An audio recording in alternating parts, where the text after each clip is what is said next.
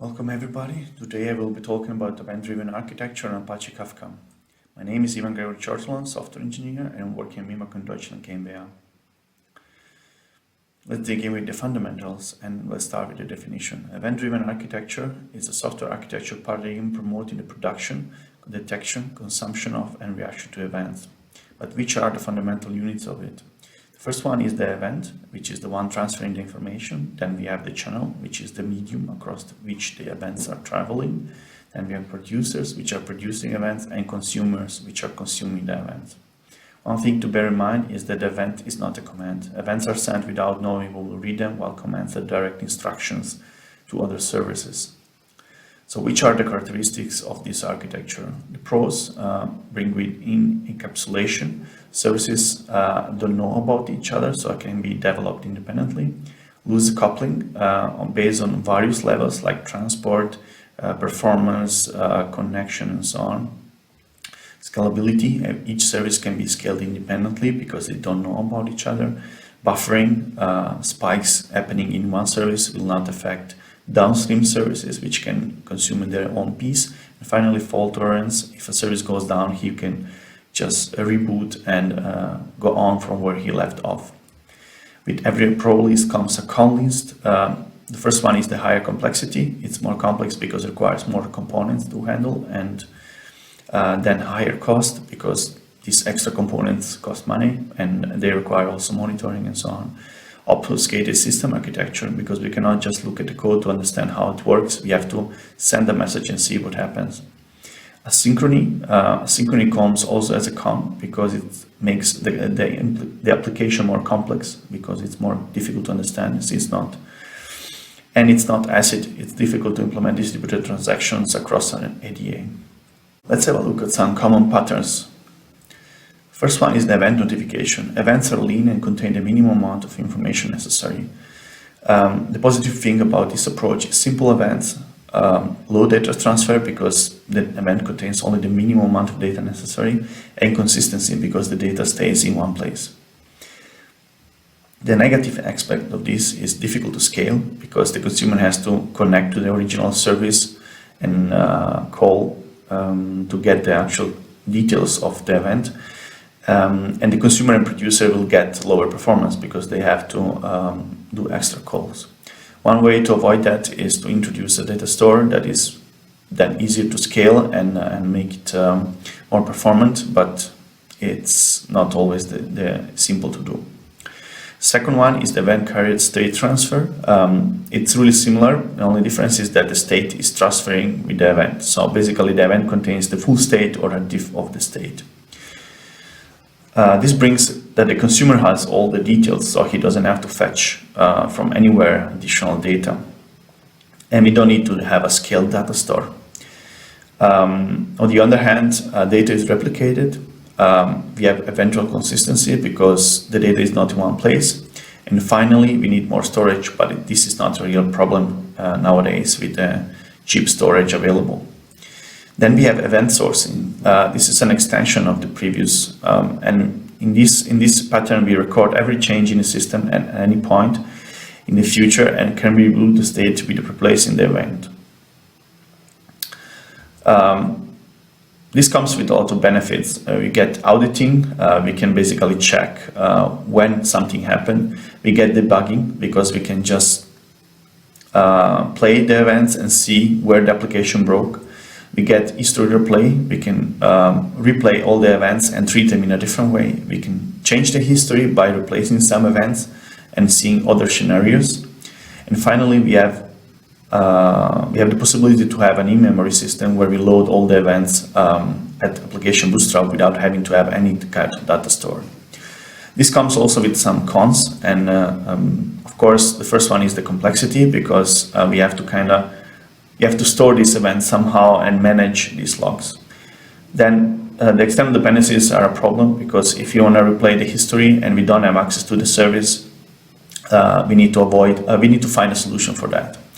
Then the schema evolution, if the history has a schema change, this might be a problem while replaying, so we have to make sure that this works.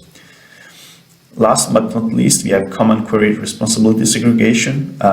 This is not a pattern per se, it's like a different usage of the technology, but comes really often with event-driven architecture.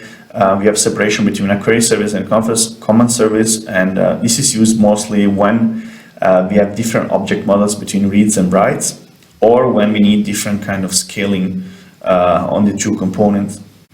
Let's have a 30-second introduction to Apache Kafka. What is a Kafka? Kafka is a resilient and distributed event streaming platform capable of handling trillions of messages per day at an ultra-low latency. The platform is based on an abstraction of a distributed commit log. The core characteristics include high performance, as we have seen in the description, scalability. We can increase performance by increasing number of brokers. Persistence, all the logs are committed to disk and resilient.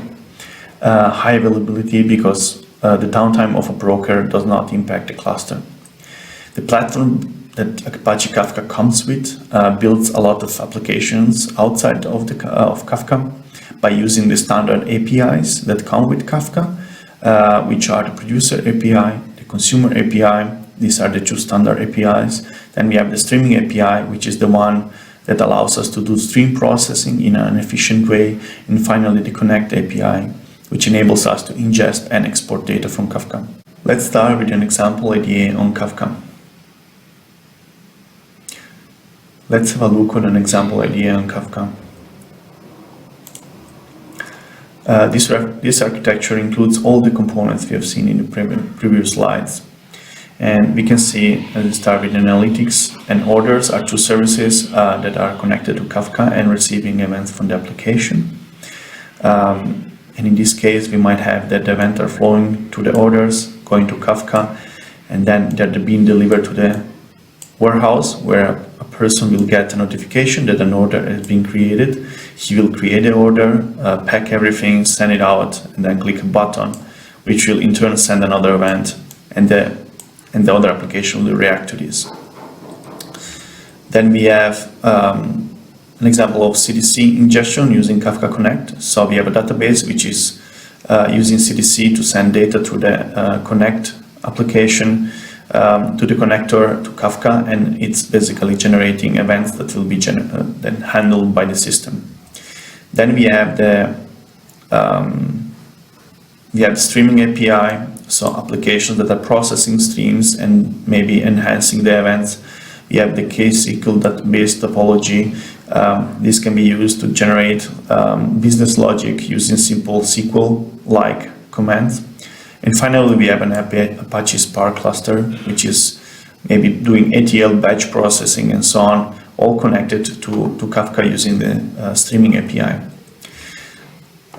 Next, we have sync connectors, which are sending all these events or data outside into some data lake or into Apache Druid or into S3, where we can store our historical events, or we can show, for example, dashboards and so on. And finally, we have an example of CQRS, where our application is maybe generating orders via one service, and then this is basically being pushed through the sync to Elasticsearch. And finally, we are looking at the search using this external system. So as you can see, the paths where we write and where we read are different. Before closing, let's have a look on caveats and things to remember. Maximum parallelism is equal to the number of partitions. If you deploy more consumers, they will be idling because one partition can be assigned only to one consumer. Ordering is guaranteed only inside of the partition. If you need absolute ordering, you will have to create a topic with one partition.